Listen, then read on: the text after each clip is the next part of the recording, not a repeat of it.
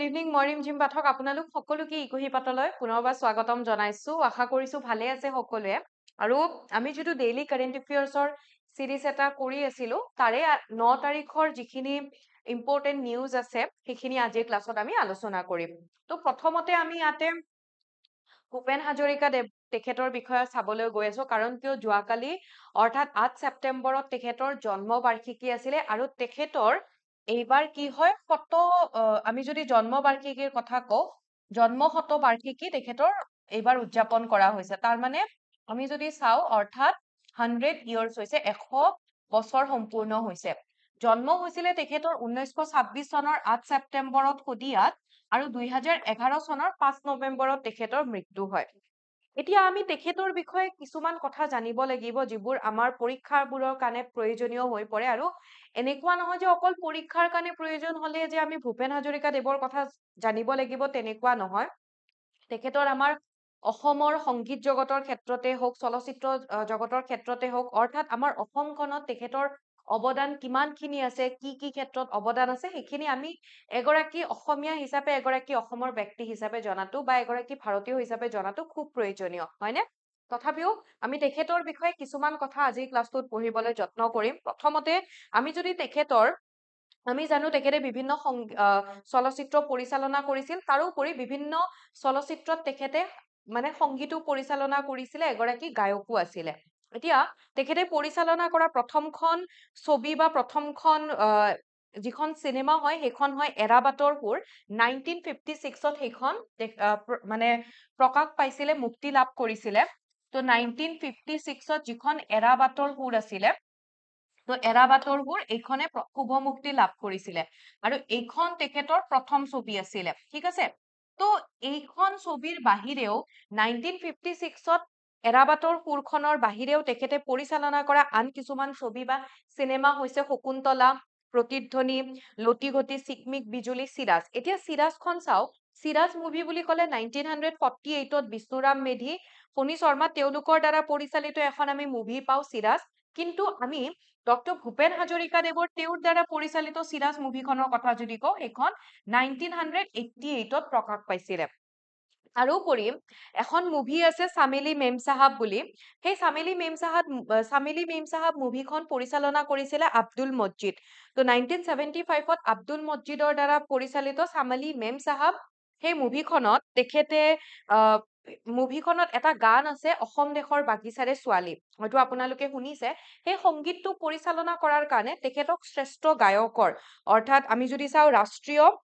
তেখেতে চলচ্চিত্ৰ বঁটাও লাভ কৰিছিলে সেই সংগীতটো পৰিচালনা কৰাৰ কাৰণে তো মই ইয়াতে কিছুমান কথা লিখি দিছো সেইটো আপোনালোকে ভালকে নোট ডাউন কৰি ল'ব চামেলি মেম সাহাব তো চামেলি মেম সাহাবত যিটো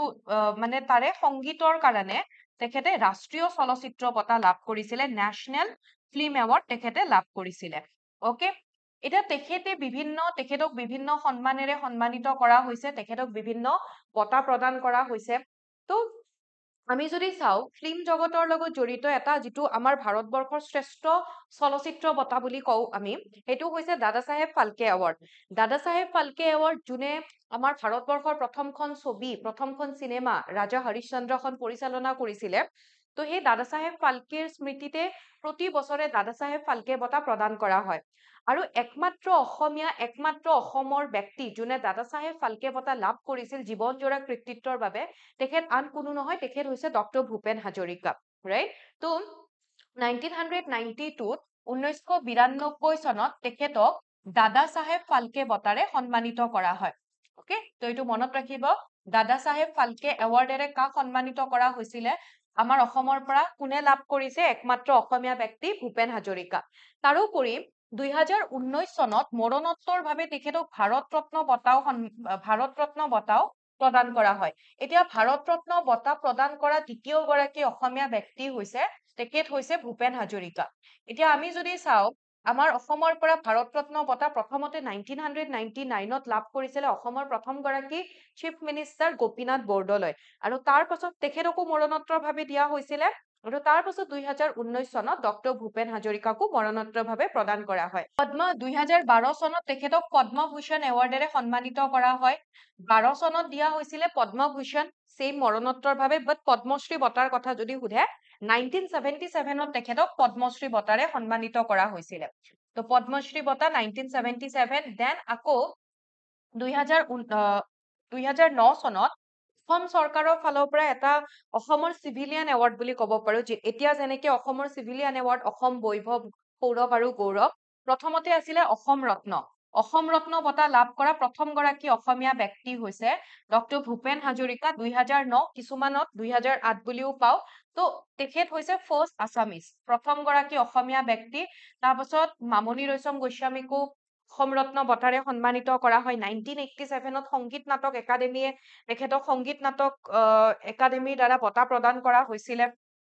অকে, তো সংগীত নাটক একাডেমীৰ দ্বাৰা দিয়া হৈছিলে 1987ত। তো এনেকুৱাকে কেতিয়া কেতিয়া কি বঁটা তেখেতক প্ৰদান কৰা হৈছিলে এইখিনি আপোনালোকে মনত ৰাখিব। অকে, আৰু কেতিয়াবা সুধিব পাৰে যে তেখেতক ঘৰত মতা নামটো কি আছিলে, কেতিয়াবা 1D এক্সামবোৰত সোধে। ডাঙৰ মইনা, প্ৰথমতে মাক দেউতাকে বৰ মইনা বুলি মাতিছিলে, ডাঙৰ মইনা তেখেতৰ ঘৰত মাতা নাম আছিলে। অকে, চ' আকৌ তেখেত আমাৰ অসমৰ বিধানসভাৰো তেখেত সদস্য আছিলে। অৰ্থাৎ 1967ৰ পৰা 1972 লৈকে, 1967ৰ পৰা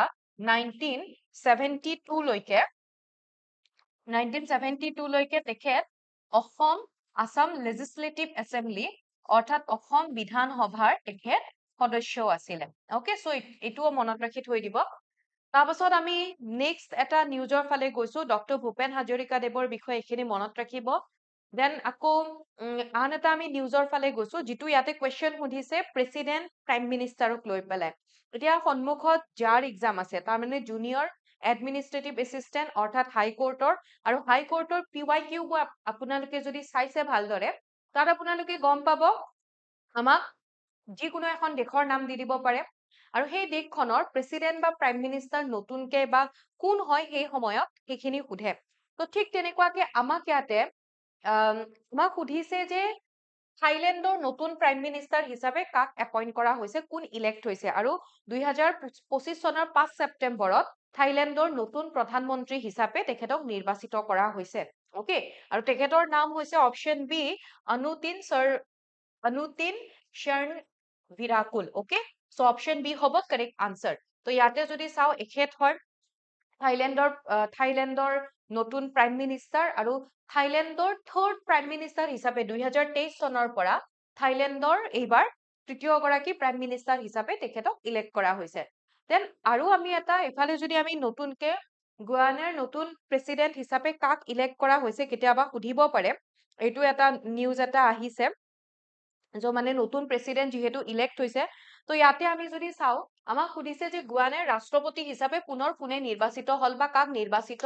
কৰা হৈছে। অকে, চ' ইয়াতে যিকেইটা অপশ্যন আছে, এই গোটেই কেইটা অপশ্যনৰ ভিতৰত কাৰেক্ট আনচাৰ হৈ যাব option B, that means Irfan Ali. Okay, আকৌ যদি আমাক কেতিয়াবা সোধে, এতিয়া আমাক এনেকেও সোধে ন, যে কোনখন দেশ কোনখন মহাদেশত আছে, কণ্টিনেণ্টত আছে, গুয়ানা বুলি কোৱাৰ লগে লগে সাউথ আমেৰিকাত আছে। অকে, তো এইখন ক'ত আছে, সাউথ আমেৰিকাত। চ' এনেকে কিছুমান বস্তু আপোনালোকৰ ফালৰ পৰাও নিজেও পঢ়িব, মনত ৰাখিব। দেন নেক্সট, ইয়াতে আমাক US অপেনৰ কথা সুধিছে। অলৰেডি অষ্ট্ৰেলিয়ান অপেন হৈ গ'ল, ফ্ৰেঞ্চ অপেন, দেন ইয়াতে US অপেন টাইটেলৰ কথা সুধিছে। হু won the US Open title 2025 by defeating Jannik Sinner? Jannik Sinnerক ইয়াতে পৰাস্ত কৰি পেলাই 2025 চনৰ US অপেনৰ খিতাপ কোনে লাভ কৰিছে? US অপেনৰ আমি মেন পুৰুষৰ চাব লাগিব, তাৰপাছত মহিলাৰ চাব লাগিব। মেইনলি ছিংগলটোৱে সোধে, ডাবল বহুত কম সোধে, তো আমি ছিংগলে চাই থম, ছিংগল সেইটোত কোনে লাভ কৰিছে। তো জেনিক সিনহাৰক ডিফিট কৰিছে, আমি যদি চাওঁ ৱৰ্ল্ড নম্বৰ 1 কি হ'ব, কাৰ্লোছ আলকাৰাছ। অপশ্যন চি হ'ব কাৰেক্ট আনচাৰ। দেন ইয়াতে সেইটোৱে দিয়া হৈছে, এখেত হৈছে জেনিক সিনহাৰ। জেনিক সিনহাৰক ডিফিট কৰিছে কাৰ্লোছ আলকাৰাছ, স্পেইনৰ হয়, জেনিক সিনহাৰ ইটালীৰ হয়। তেখেতক ডিফিট কৰি পেলাই কাৰ্লোছ আলকাৰাছে তেখেতৰ ছেকেণ্ড US অপেন টাইটেলটো লাভ কৰিবলৈ সক্ষম হৈছে, আৰু অভাৰঅল গ্ৰেণ্ড শ্লেমত যদি চাওঁ, তেখেতৰ 6 গ্ৰেণ্ড শ্লেম টাইটেলটো তেখেতে লাভ কৰিছে। এতিয়া এই যিকেইটা US অপেন বা আমাক যদি অষ্ট্ৰেলিয়ান ওপেন সেইবোৰ যদি সুধে কিহৰ লগত জড়িত আমি বহুতবাৰ এইবোৰৰ কথা ডিছকাছ কৰিছো টেনিছৰ লগত জড়িত ৰাইট প্ৰথম গ্ৰেণ্ড শ্লেমৰ এইকেইটা পাৰ্ট হয় প্ৰথম যিখন খেল হয় সেইখন অষ্ট্ৰেলিয়ান ওপেন হয় ফ্ৰেঞ্চ ওপেন US ওপেন আৰু উইম্বলডন অকে তো ফাইনেলি পিছত গৈ পেলাই গ্ৰেণ্ড শ্লেম তেনেকে দিয়া হয় এতিয়া আমি যদি ফিমেইলৰ যদি চাওঁ তেতিয়াহ'লে আৰিয়ানা সাবালেংকা তেখেতে বেলাৰুছৰ হয় আৰিয়ানা সাবালেংকা তেখেতে তেখেতে ডিফিট কৰিছে ইয়াতে যদি চাওঁ আমাণ্ডা এনিচিমোভা আমেৰিকাৰ হয় তেওঁৰ বিৰুদ্ধে জয়লাভ কৰি পেলাই ইয়াৰে US ওপেন তেখেতে লাভ কৰিবলৈ সক্ষম হৈছে অকে তো এইখিনি মনত ৰাখিব মেইলৰ কোন হয় ফিমেইলৰ কোন হয় মেইলৰ আমি পালো কাৰ্ডছ আলকাৰাজ কাক ডিফিট কৰিছে সেইটোও সুধিব পাৰে এণ্ড ফিমেইলৰ আমি যদি চাওঁ আৰিয়ানা সাবালেংকা অকে বেলাৰুছৰ হয় আকৌ সেইটোও সোধে ক'ৰ পৰা বিলং কৰে next question where was the hockey Asia cup 2025 final held অৰ্থাৎ হকী এছিয়া কাপ ক'ত হৈছিলে সেইটোতো অলৰেডি দেখিছো আমি পঢ়িছো তো ইয়াতে যদি চাওঁ কোনে এতিয়া মানে ফাইনেলখন হৈ গ'ল ৰিজাল্ট পালো আৰু ইয়াতে ইণ্ডিয়াই এই খিতাপ লাভ কৰিবলৈ সক্ষম হৈছে অৰ্থাৎ হকী এছিয়া কাপ 2025ৰ টাইটেল লাভ কৰিছে ইণ্ডিয়া যিটো বিহাৰৰ ৰাজগিৰত হৈ আছিলে যিটো অলৰেডি আমি আগতে ডিছকাছ কৰিছিলো ক'ত আয়োজন কৰা হৈছিলে হকী এছিয়া কাপৰ কথা যদি কওঁ 2025ৰ 7 ছেপ্টেম্বৰত ষ্টাৰ্ট হৈছিলে আৰু ছেপ্টেম্বৰত ষ্টাৰ্ট নহয় 7 ছেপ্টেম্বৰত ফাইনেলখন হৈছে য'ত ইণ্ডিয়াৰ মেন্স টিমটোৱে চাউথ কোৰিয়াক 4-1ত পৰাস্ত কৰিবলৈ ফাইনেলত পৰাস্ত কৰিবলৈ সক্ষম হৈছে আৰু ইণ্ডিয়াই লাষ্ট যেতিয়া ঢাকাত হৈছিলে এইটো টুৰ্ণামেণ্ট 2017 চনত ইণ্ডিয়াই তেতিয়াই লাভ কৰিছিলে আৰু 2017 চনৰ পিছত 2025 চনত ইণ্ডিয়াই হকী এছিয়া কাপৰ খিতাপ লাভ কৰিবলৈ সক্ষম হৈছে এতিয়া এই যিটো হকী এছিয়া কাপ ইয়াতে ইণ্ডিয়াৰ টিমটোৱে যিহেতু মানে সেই টাইটেলটো লাভ কৰিলে তো নেক্সট যিটো মেন্স হকী ৱৰ্ল্ড কাপ হবলৈ গৈ আছে হকী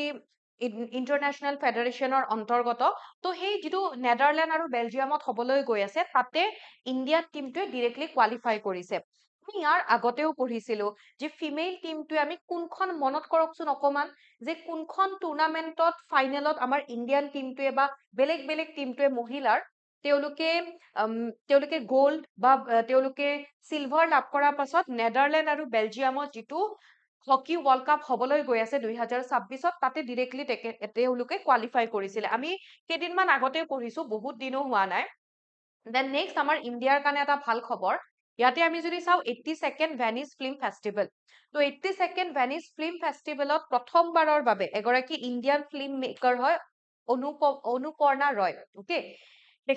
অনুপৰ্ণা ৰয় তেখেতে কি হয় বেষ্ট ডিৰেক্টৰৰ এৱাৰ্ড লাভ কৰিবলৈ সক্ষম হৈছে 82nd ভেনিছ ফিল্ম ফেষ্টিভেলত অকে আৰু তেখেতে যিটো অৰিজেণ্টি